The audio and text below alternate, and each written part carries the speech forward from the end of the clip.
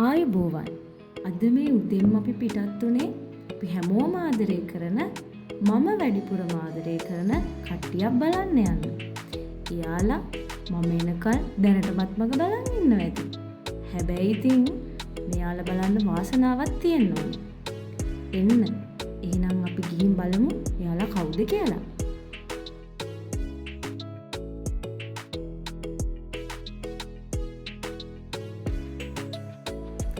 මේ ගමන අපි ප්ලෑන් කරේ one day trip එකක් විදිහට. මොකද කොළඹ ඉන්න ඕන කෙනෙක්ට මේ ගමන දවසින් ගිහින් එන්න පුළුවන්. හරියටම කිව්වොත් පැය 4කින් වගේ අපේ ගමනාන්තයට ළඟා වෙන්න පුළුවන්.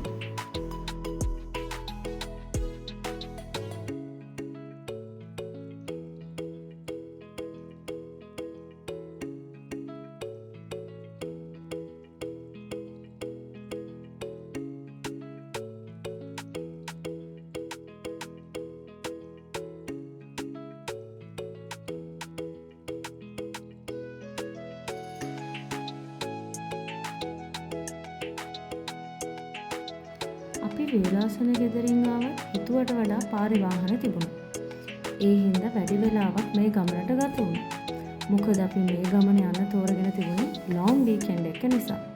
ඒක නිසා මම ඔයාලට කියන්නේ long weekend එකක නම් ගමන් දාගන්න එපා.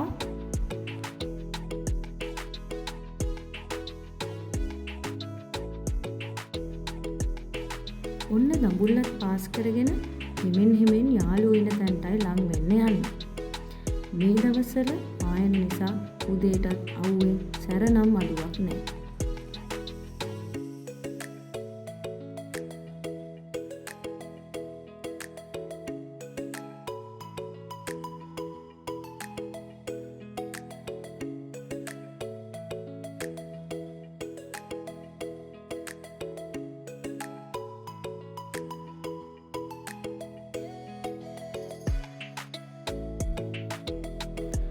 හබරන ටවුන් එකෙන් දකුණට දාලා පොළොන්නරුව පාරේ ටික දුරක් යද්දී මෙන්න තියෙනව තැන මින්නේරිය නැෂනල් පාර්ක්.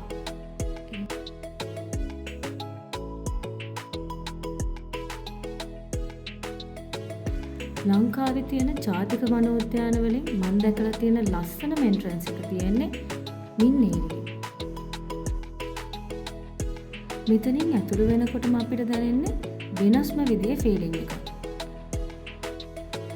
මෙතනින් වමට හැරුණාම මෙයාලගේ මියුසියම් එක තියෙනවා.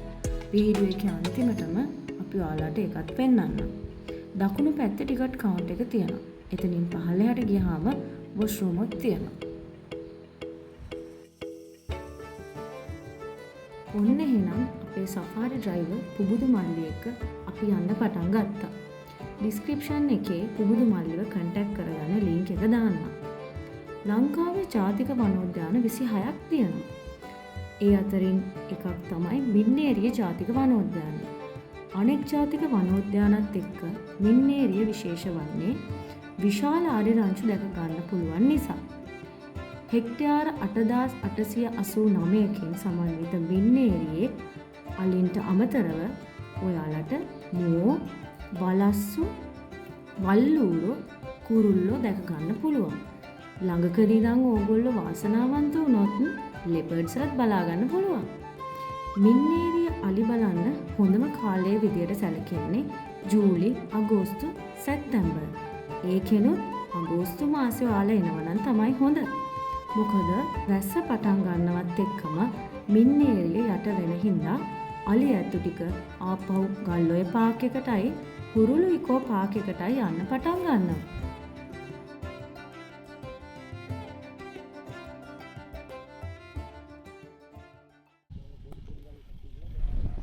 ඔන්න මං ආසාවෙන් බලන් හිටපු එයාලා මට හම්බුණා.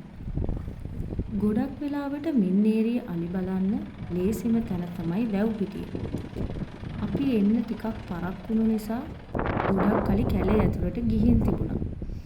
ඒ හින්දා ඔයාලා උදෙන්ම එනවනම් 6:30 7 වෙද්දිවත් සෆාරි එක පටන් ගන්න.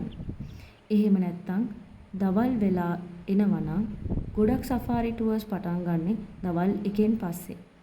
හැබැයි ඉතින් මේ කාලේ පායන හින්දා ඕන වෙලාවක මින්නේරිය අලි බලන්න පුළුවන්. හැබැයි මතක තියාගන්න මේ අපි ඇවිල්ලා ඉන්නේ අපේ තැනකට නෙවෙයි. එයාලගේ තැනකට කියලා. ඒ නිසා වන සතුන්ට හිරිහැර වෙන්නේ නැති විදිහට හැසිරෙන්න අපි වග බලා ගන්න ඕනේ.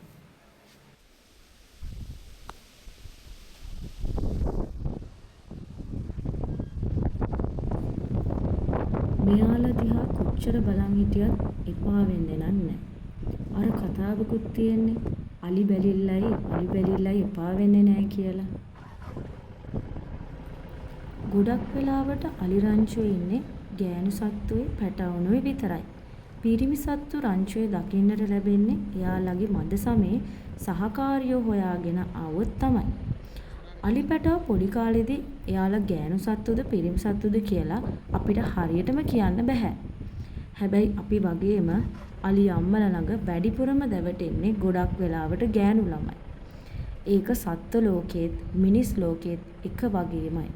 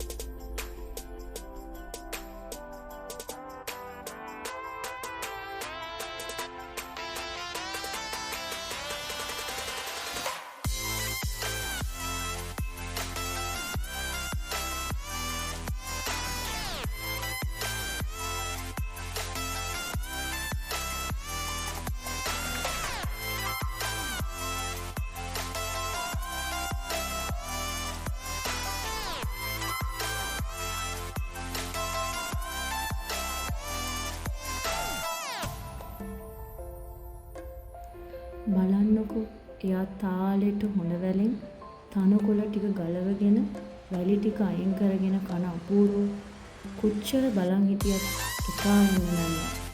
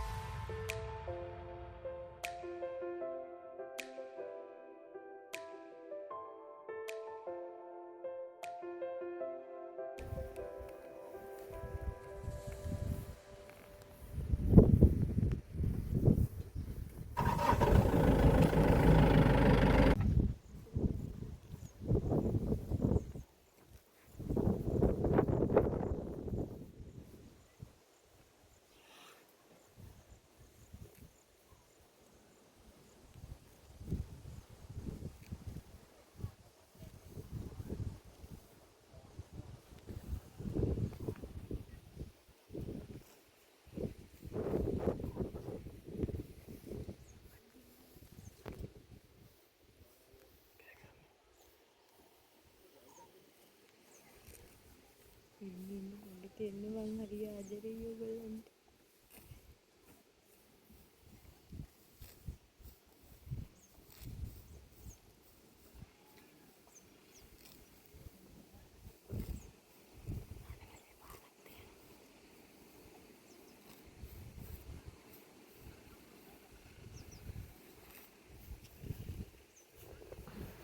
අලින්ගේ ආයු කාලය ගොඩක් වෙලාවට අවුරුදු 60ත් 80ත් අතර වෙනවා. දැනට හොයාගෙන තියෙන විදිහට ආසියානු අලින්ගෙන් වයස්ගතම අලියා විදිහට වාර්තා වෙලා තියෙන අලියා අවුරුදු 100කට වැඩියෙන් ජීවත් වුණාලු. හැබැයි මෙයාලගේ ආයුෂ කොච්චරක්ද කියලා රඳා පවතින්නේ මෙයාලගේ නිජබිමේ ස්වභාවය, තියෙන ආහාර ප්‍රමාණය සහ විශේෂයෙන් ලංකාව ගතහොත් මිනිස් ක්‍රියාකාරකම් වල බලපෑමෙන්. සාමාන්‍යයෙන් වයස්ගත අලි මිය යන්නේ ආහාර ගැනීමට නොහැකි වීමෙන්. ගොඩක් වෙලාවට එහෙම වෙන්නේ එයාලගේ වයසට යාමත් එක්ක දත් ගෙවී යාමට පත්වීම නිසා. ඒ වගේම කැලේ ඉන්න අනෙක් සත්තු එක්ක බැලුවහම මතක ශක්තිය වැඩිම හා බුද්ධිමත්ම සත්වයා අලියා. අනෙකුත් රටවල් එක්ක බලද්දී විශාල වශයෙන් තම ස්වභාවික නිජ භූමිවල අලින්ව දැක ගන්න පුළුවන් රටක් විදියට ශ්‍රී ලංකාව සුවිශේෂී. හැබැයි ඉතින් දිනෙන් දින ඉහළ යන අලි මරණ සංඛ්‍යාව දකිනකොට අපේ අනාගත පරපුරට අපි මේ ලබන අත්දැකීම් ලැබෙයිද කියන එක අවිනිශ්චිතයි. ඒ හින්දා මේ සත්වයින් ආරක්ෂා කරන එක අපි ඔයාලා හැමෝගේම වගකීමයි. ඇත්තටම කිව්වොත් මෙයාලා රටට ඩොලර් ගේන මැෂින් වගේ. ඒ නිසා මෙයාලා රැකගත යුතුමයි.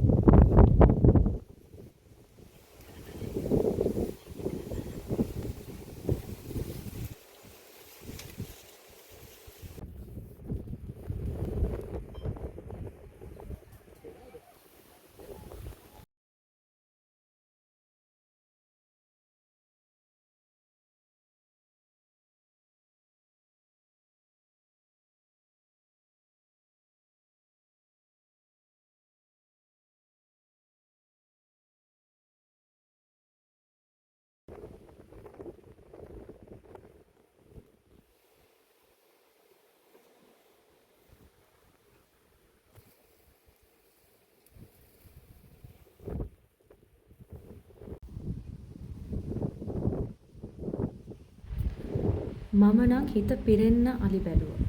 හැබැයි ඉතින් සෆාරි ටුවර් එකක් පැය 4ක් වගේ කාලයක් තමයි යන්නේ. ඒක නිසා දුකෙන් උනත් පිටත් වුණා.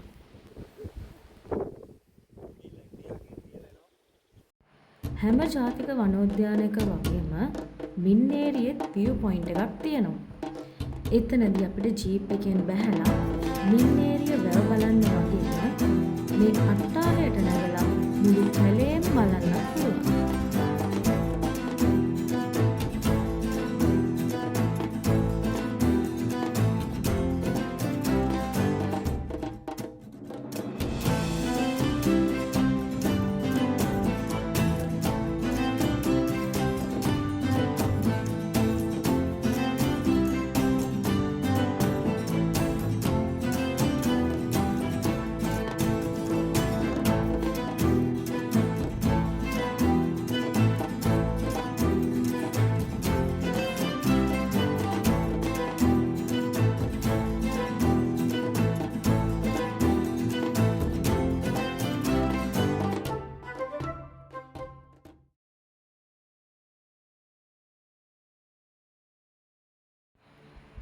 බලන්න කොච්චර පායන කාලයක් වුණත් වැවේ ලස්සන වගේම කැලේ ලස්සන නම් අඩුවක් නෑ.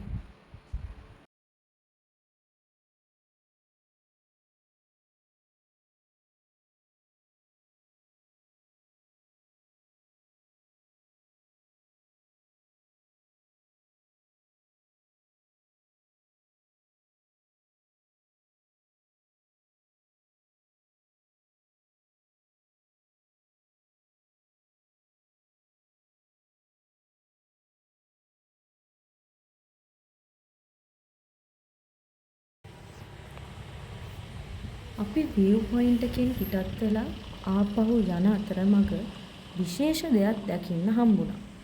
බලන්න මේ අලිබබා හොඳටම දොයි. හැබැයි ඉතින් අපේ ජීප් වල සද්දෙට මෙයා සැරෙන් සැරේ ඇහැරෙනවා. ඒ හින්දා අපි ඉක්මනට පිටත් වුණා. බලන්න මේ පරිසරයත් වෙනස්ම අත්දැකීමක්. පායන කාලේ නිසා වෙනස්ම විදියට තමයි මේ උණ පඳුරු අපිට පේන්නේ.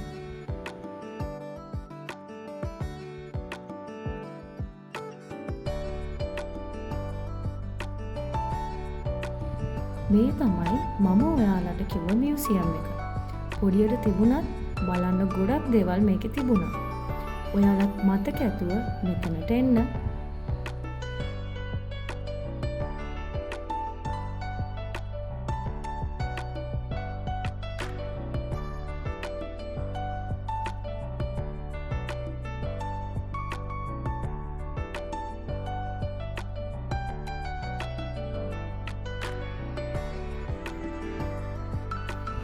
මම ඉතින් ෆොටෝග්‍රැෆර් කෙනෙක් නෙමෙයි හින්දා DSLR කැමරාවක් නම් ගෙනිච්චේ නෑ.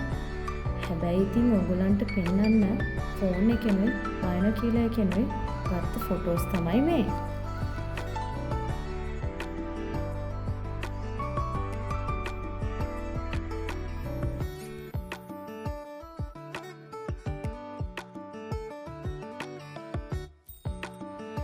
එහෙනම් ඉතින් අදට මන් නවතිනවා. ආයෙත් අලුත් වීඩියෝ එකකින් අලුත් තැනකදී ඔයාලව හම්බ වෙන්න. See you. Bye bye. It's Yellow Bubble.